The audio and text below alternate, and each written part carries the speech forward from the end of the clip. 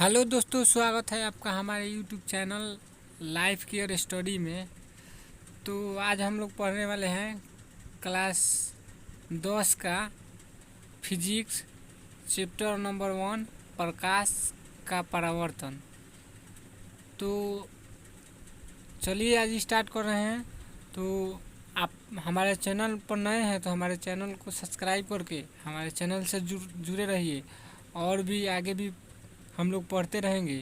तो रिजल्ट आया है मैट्रिक का, उसमें हमारा स्टूडेंट बहुत अच्छा रिजल्ट लाया है सब। तो आप भी जुड़िए, अच्छे रिजल्ट लाने के लिए हमारे चैनल से जुड़िए और आप भी अच्छे रिजल्ट लाइए। तो चलिए आज हम लोग स्टार्ट कर रहे हैं प्रकाश का परावर्तन। तो देखिए प्रकाश, पहले समझिए प्रकाश किसे कहेंगे तो समझिएगा। प्रकाश वह कारक है जिसकी सहायता से हमें किसी वस्तुओं को देख पाते हैं। देखिएगा, कहने का मतलब यही हुआ कि प्रकाश जो है, जो हम लोग देखते हैं किसी वस्तु को, तो हम लोग प्रकाश के कारण देखते हैं। तो अगर कोई वस्तु अंधेरा में रहे तो वो दिखाई नहीं देता है क्योंकि वहाँ प्रकाश नहीं है। अब जहाँ पे प्रकाश रहेगा वहाँ का वस्तु को हम लोग देख सकेंगे। अब आते हैं प्रकाश का स्रोत। तो देखिएगा, प्रकाश का स्रोत किसे बोलेंगे? जिस वस्तु से प्रकाश निकलता है उसे प्रकाश स्रोत कहा जाता है। देखिएगा, कहने का मतलब यही है, जहाँ से प्रकाश निकलेगा उसे प्रकाश स्रोत बोला जाता है। चलते हैं, प्रकाश स्रोत के दो प्रकार होते हैं। एक नंबर समझते हैं प्राकृतिक स्रोत। अब देखते हैं प्राकृतिक स्रोत में क्या होता है। तो इसमें देखिएगा, प्रकाश के ऐसे स्रोत जो प्राकृतिक द्वारा निर्मित हो उसे प्राकृतिक स्रोत कहा जाता है। जैसे में जुगनू, तारा, सूर्य इत्यादि। कहने का मतलब यही हुआ, प्राकृतिक मतलब जो अपने आप का प्रकाश उत्पन्न करता है, जिसका किसी के सहायता से नहीं हो, अपने आप।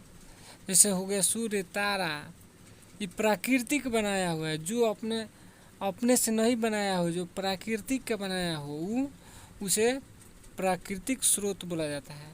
अब आते हैं मानव निर्मित स्रोत, मानव द्वारा निर्मित। अब देखते हैं, समझ लेते हैं। प्रकाश के ऐसे स्रोत जो मानव द्वारा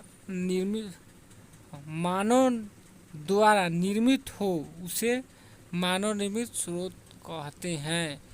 देखिए, कहने का मतलब जो मानव अपने हाथ से बनाता है या किसी मशीन के सहायता से बनाता है उसे क्या बोलेंगे? मानव निर्मित स्रोत। जैसे में हो गया बल्ब, टॉर्च, लैंप इत्यादि। अब आते हैं अगले टॉपिक की। अब प्रदीप्त वस्तुएं समझते हैं।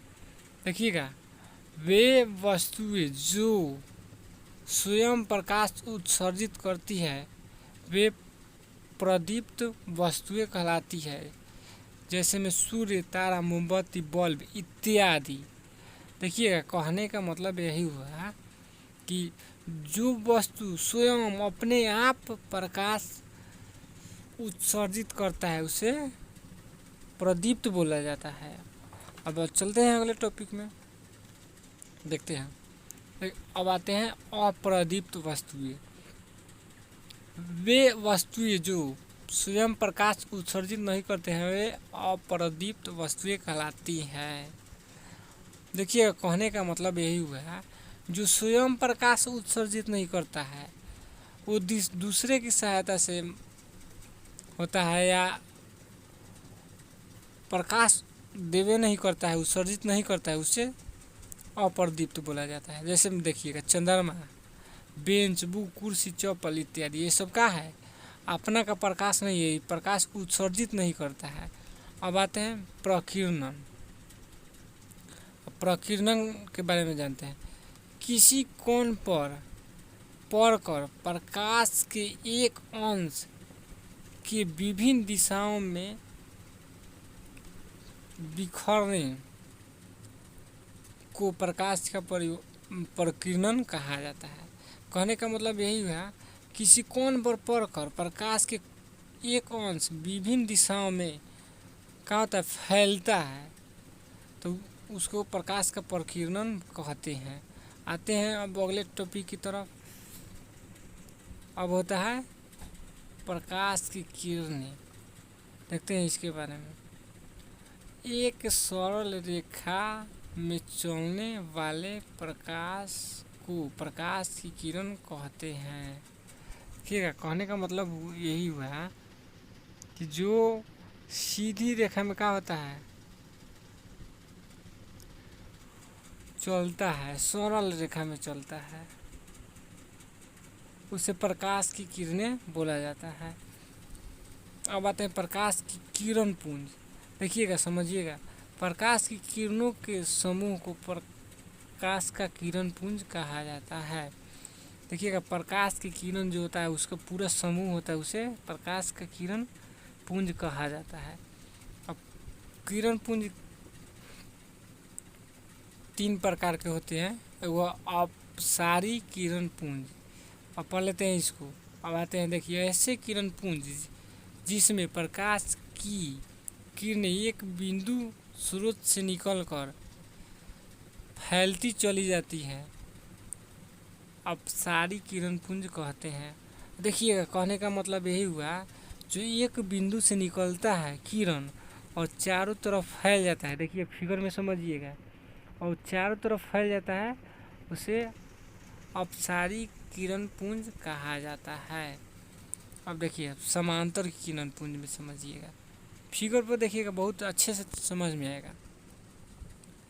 तो समांतर किरण पुंज में देखते हैं, ऐसे किरण पुंज जिनमें प्रकाश की किरणें एक दूसरे के समांतर होती है, वे समांतर किरण पुंज कहलाती है।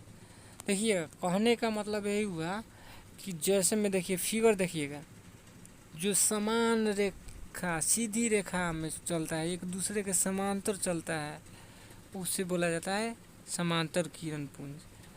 अब आते हैं अभिसारी किरण पुंज। यहाँ पे देखिएगा, अभिसारी किरण पुंज ऐसे किरण पुंज जिसके प्रकाश की किरणें एक बिंदु पर आकर मिलती हुई प्रतीत होती है, वे अभिसारी किरण पुंज कहलाती है। देखिएगा, कहने का मतलब है, चारों तरफ से किरण आए और एक बिंदु पर मिल जाए, तो उसे क्या बोलेंगे, अभिसारी किरण पुंज।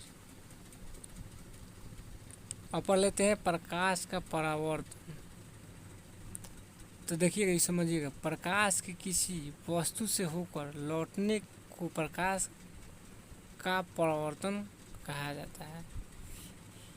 कहने का मतलब यही हुआ, प्रकाश के किसी वस्तु से होकर लौटने को प्रकाश का परावर्तन कहा जाता है।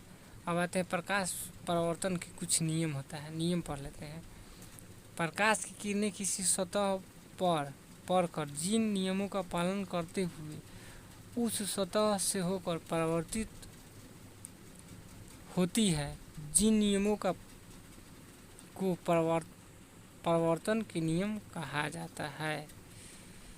तो दोस्तों, आज के लिए इतने ही। मिलते हैं अगले वीडियो में। थोड़ा हम फिगर में समझाएंगे अगले वीडियो में। तो आप हमारे चैनल पर हैं तो हमारे चैनल से जुड़िए। अच्छा रिजल्ट लाना चाहते हैं तो, और अपने दोस्तों के पास शेयर कीजिए। मिलते हैं अगले वीडियो में, और हमारे चैनल को जो सब्सक्राइब ज़रूर कीजिएगा।